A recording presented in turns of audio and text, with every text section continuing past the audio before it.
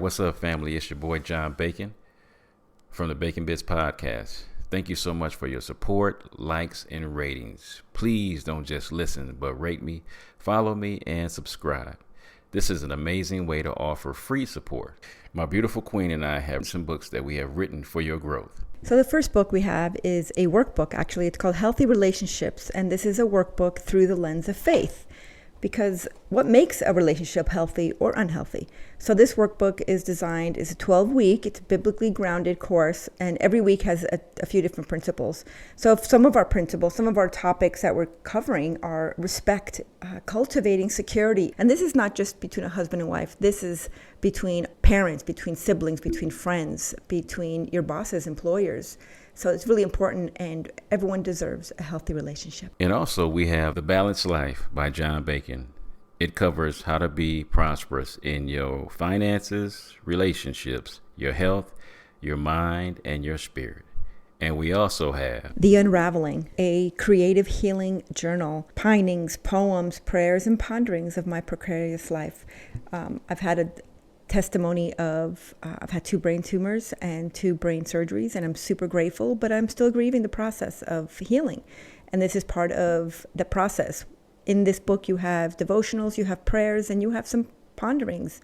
And in between these pages, there's a space for you to also be prompted to paint and to create your own, or maybe you want to write something in these books. This is part of your creative healing journal that we get to walk through together. And you guys can just head over to Kingdom Servants First. Kingdom Servants, the number 1, st.com. And you can purchase all 3 of these books. Thank you for your support, your love, and your contributions. God bless.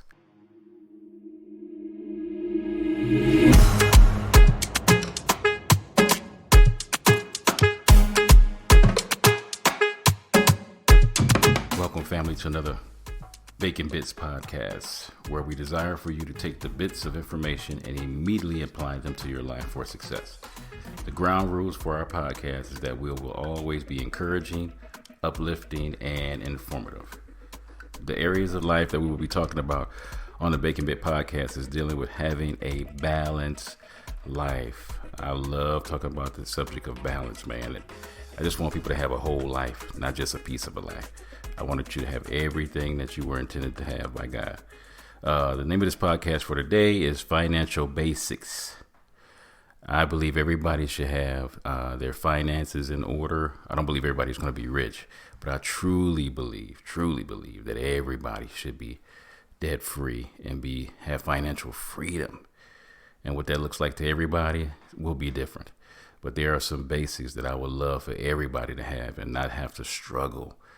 And we'll be starting off with tracking your finances for the next 30 days. So this is one of those things that you don't have to do anything drastic on the first part of trying to figure out your finances and getting everything in order and seeing how much you need. The first thing we got to do is seeing what kind of tracking system do you have and where you're spending your money. Because if people have no idea where they're spending their money, it'll be a lot of frustration, heartache, and pain. So I would love for you guys to first learn how to track your finances for 30 days, your spending habits, what you have coming in, what you have going out. This podcast means the world to me because I know we have new graduates from high school that college is not their thing. We have people that are getting off drugs and alcohol and have totally mismanaged their money. We have couples that are just getting into a relationship and want to get married. And so we always have to understand, like, man, what do you do with the financial situation? Because, we've been told 50% of marriages end in divorce because of finances. And a lot of people, it's a very frustrating thing for people to handle their finances, to deal with their finances, to know how much you need to survive, how much you would like to have, to sit down and actually study yourself and see what would you really love to have, where do you need to be to feel comfortable, and how long is it going to take. But in order for us to do that, there are some basic things that we have to cover that's extremely important, and that is tracking your finances for the first 30 days. And when I say I want you to, for the 30 days, to write down everything that you spend and everything you got coming in for 30 days. And that's everything, whether that's, your mortgage payment or your rent, whether that's your auto insurance, health insurance, out of pocket, medical costs. It has so much to do with your life insurance. I hope you have life insurance. That is one of the tremendous things that people need to have. If you want to increase your net worth by a whole lot, I would highly suggest that you get some life insurance, man. Extremely a great way to increase your net worth quickly and efficiently. Your electric bills, man, we got to understand, like, how is that electricity running? And why does this mean so much, man? Because people have a frustration, I mean a terrible frustration with people that are around them that are always constantly asking and begging for money. And when you don't have anything to be a blessing with somebody with because you're mismanaging your money, it's really frustrating, man. So tracking your water bill, if you have a water bill, groceries and restaurants, we always love going out to eat. I think I've told you guys before that I had to tell my wife about my side chick, which is Wendy's. I love going there. That's one of my spots I know I can go to get a meal that I like, but that stuff adds up after amount of time. So groceries, toiletries are a big one. All of our hygiene products. A lot of times we don't track how much we spend on whether it's makeup or cosmetics or hair care products or whatever that may be. So that stuff really adds up after a while. So you definitely want to take heed to that. Your car payment, if you have a car payment, how much are you paying? How much is the insurance? What is the maintenance on the car? Because you want to understand how much it takes to keep a car running very good. What's the gas prices? Y'all know we've been having a lot of gas prices going all over the place. And so you want to make sure you have enough money for that. So public transportation, whether, you don't have a car, whether it's your internet service, cell phone bill, man, there's a lot to take into consideration because, man, I'm telling you, one of the number one things that stress people out is finances. And if you can get that thing in order, man, it's going to make you feel so very good. And I love telling people, I usually spend about 15 to 20 minutes every day of my day, first thing in the morning, usually seeing what bills cleared and which ones didn't, when I'm getting paid and things of that nature. And then once that 20 minutes is over, for the next 23 hours and 40 minutes of my day, the last thing I think about is money. So, man, tracking your finances for 30 days is a beautiful thing because it keeps you calm. It keeps you knowing, because one of the things that people always tell me that they have a fear of is fear of the unknown. So when you know where your money is going and what you got coming in, that is one of the greatest feelings in the world because it helps you from stop stressing, having anxiety, worry that doesn't need to be there because you know exactly what's going on with your finances. So 30 days of tracking your finances is a phenomenal thing. And then it's this other thing that people don't want to do, but man, please do this for me because I hate people stressing over money. Pull up your credit report. That's a big one for a lot of people because when they see that score, it's shocking. When they see that score, it's disappointing. For those who work on their finances, it's a beautiful feeling. I've been there and done that. Had to file for bankruptcy back in 2007, and it was one of the most humiliating things in the world because I had good money coming in. I was working 2 jobs and still was mismanaging my money so badly that I had to end up filing for bankruptcy. So I totally understand for those of you that have mismanaged money, whether you've blown it, drugs and alcohol, whether you've just blown it from just overspending in your life. Man, I totally been there and done that. But I can gladly say to you this day that I'm working on an 800 credit score, and not to brag, but just to let you know that you can go from filing for bankruptcy to getting a phenomenal credit score. So with the hard work and the things that I'm going to be asking you to do to get your finances in order, we're going to work on getting that credit score as high as we can possibly get it. But it calls for you first to pull a credit report. And on that credit report, you're going to see some things that's on there that you didn't put on there. So that's the beauty of knowing that you can always put a report into the credit bureau and let them know, what things that you need to take off your credit report so that they can take off and add on a few points, There's some things on there. You can go to the credit people that you have credit discrepancies with and do some of the things that most people wouldn't do. One of the greatest things that I did as a person that was truly trying to get their credit back in order was I called credit card places and let them know, you know what? I was young. I was stupid. I was making some just drastic, stupid decisions when I was running my credit. And I would like to see if you guys can do anything to help me bring my credit debt down, credit payment of how much I owed. And a lot of them would actually cut my bill in half because I called them and admitted to them that I was making stupid decisions. Now, all of them didn't do that. Let me let you know that for a fact. All of them didn't do that. But the fact that I had 3 credit card companies cut the bill in half just because I admitted my stupidity, my self-inflicted nonsense, sin as I call it, and they helped me out with getting my finances in order. So whatever you can do to get that credit score fixed, man, we're going to work on that. So part of that is pulling your credit report, whether that's with Equifax or TransUnion. If you pull it up on your phone, for some banks, they actually have your FICO score on your bank account. So you can always pull up your credit that way. But man, please, family, get that credit score in order. So when you get that credit score in order, you start tracking your finances, man. When I say it's going to make you feel so good to know where you're at, because a lot of people's stress is, once again, fear of the unknown. They don't know where their credit score is at. They don't know how much they owe people, and they don't know where their money is going.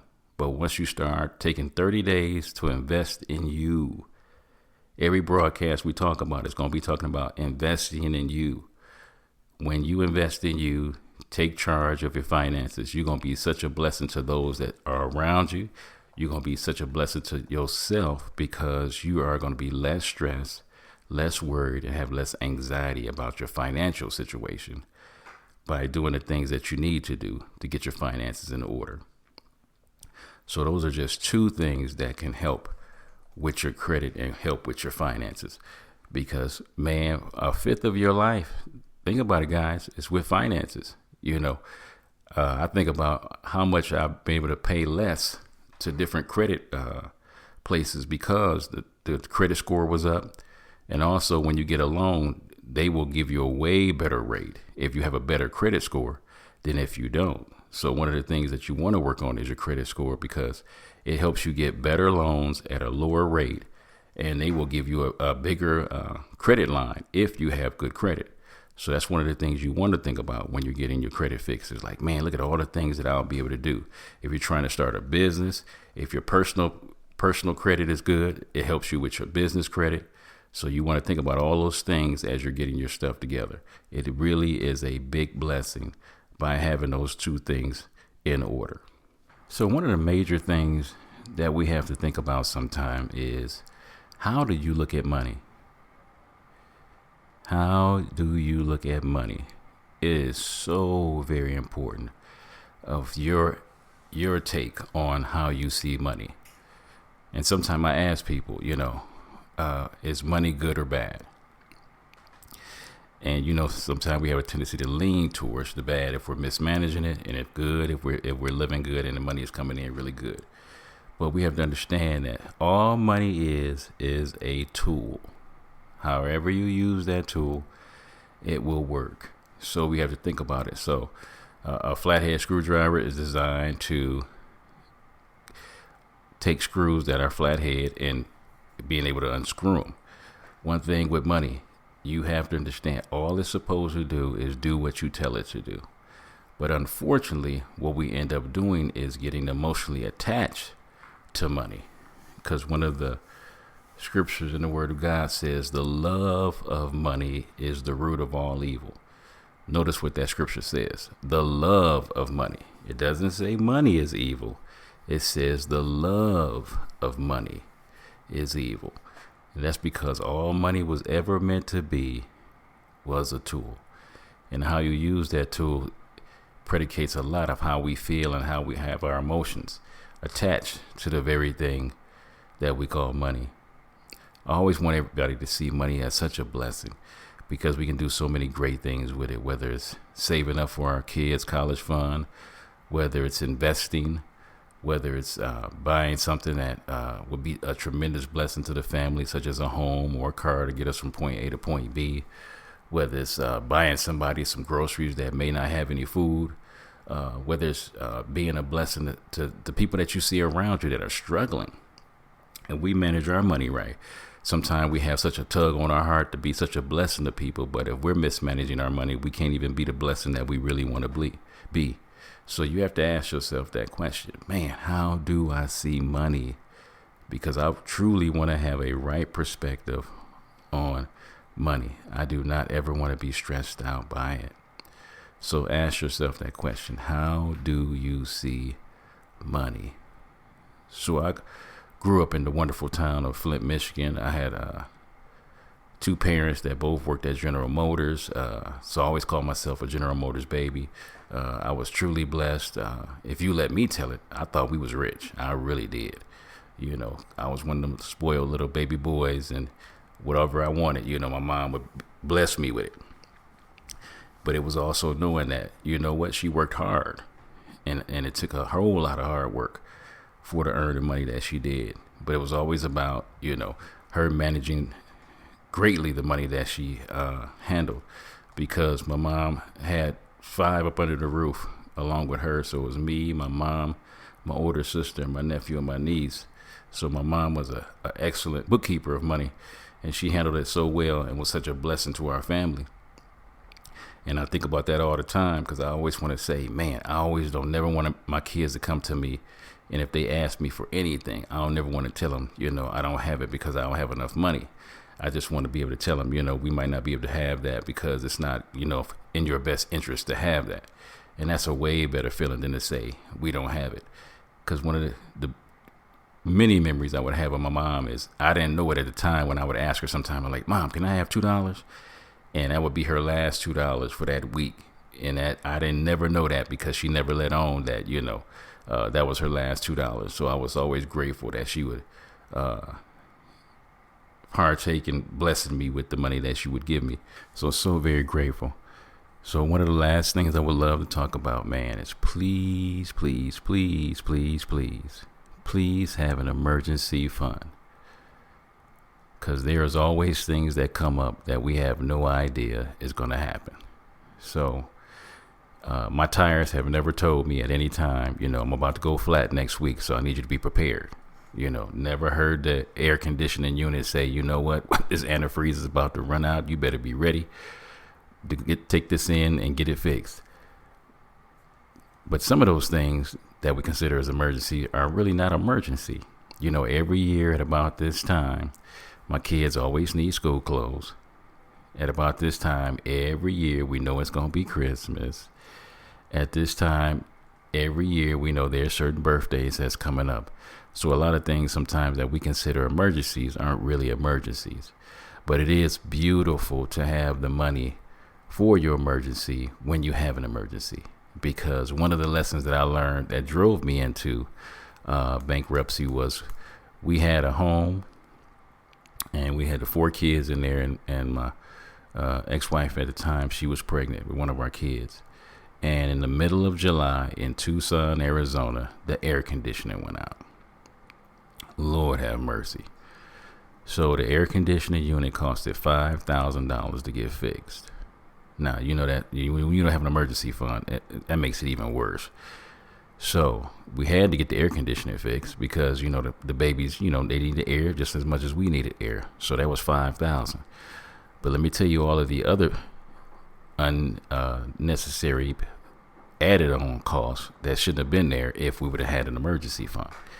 So we had to stay in the hotel for about 4 nights. The hotel was about $125 a night. So you're looking at $500 in 4 days. So $500 plus the $5,000 air conditioning unit. Wait a minute, we ain't done. So the kids got to eat. We couldn't go back in the house because it was too hot to go back into the house. So you had to have meals prepared for them every meal. So remember, this was 4 days out. Each meal was minimum On a good day, $75. So you're looking at 75 times 3. Because remember, me and the wifey had to eat. So you're looking at $225 a day for food. So 225 times 4.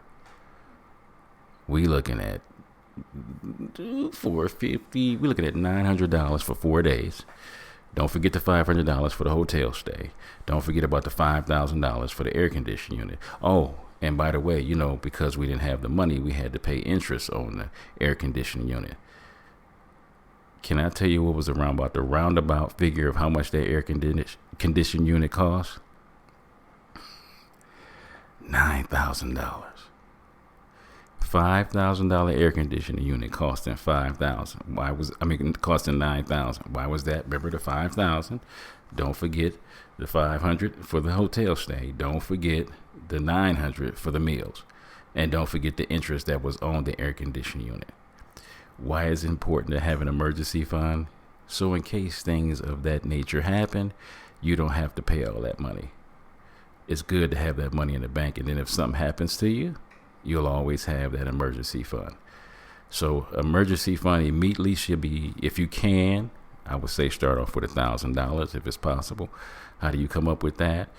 Some people would tell me right now, John, you done lost your mind, man. I can't come up with no $1,000 in no savings account.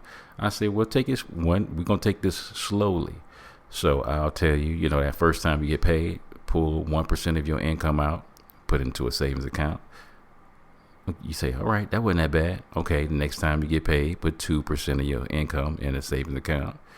That ain't that bad. Next time you get paid, put 3% in your account. And y'all see where I'm going with this. You keep on adding it up until you get that emergency fund of $1,000. Because there's things like inflation. There's things like gas prices that went crazy. Food prices went crazy. There's all those things that it's what they increased, and they didn't have no warning to us that, inflation's about to go up, you need to be prepared. No, they come out of nowhere. And that's the same thing we ought to do when we have our emergency fund. In case something comes up, we ought to have an emergency fund. I'm 2,000 miles away from my mom. If I needed to fly out tomorrow because something has happened to her, the emergency fund is there. And that's what you want to have, that kind of peace of mind where you're not stressing in case something goes down. So you always want to have an emergency fund of at least $1,000. It's a very good amount to have. If you can't come up with 1,000, so it's what? Start off with 500, but make sure you have something there. So when the emergency comes, you will be ready. Okay, fam. So just wanted to leave you with that as we deal with the financial basics. Track your money for 30 days to see what you got coming in and what you got going out. Pull up your credit report because that's something extremely important so you can know where you're at. And then also make sure that you have an emergency fund. This is truly the month that I really want to emphasize the basics of life. I want your foundation to be so strong because all the topics we talk from here on out is to make you have a prosperous life. But if we do not have a basic foundation for the areas of life that we're going to be talking about, anything you build on top of that is going to collapse. And speaking from experience, you do not want it to collapse. This is your boy John Bacon with another segment of Bacon Bits. And don't forget to head over to kingdomservantsfirst.com. Kingdom Servants, the number one, st.com, and purchase all 3 books. Love you guys. See you next time.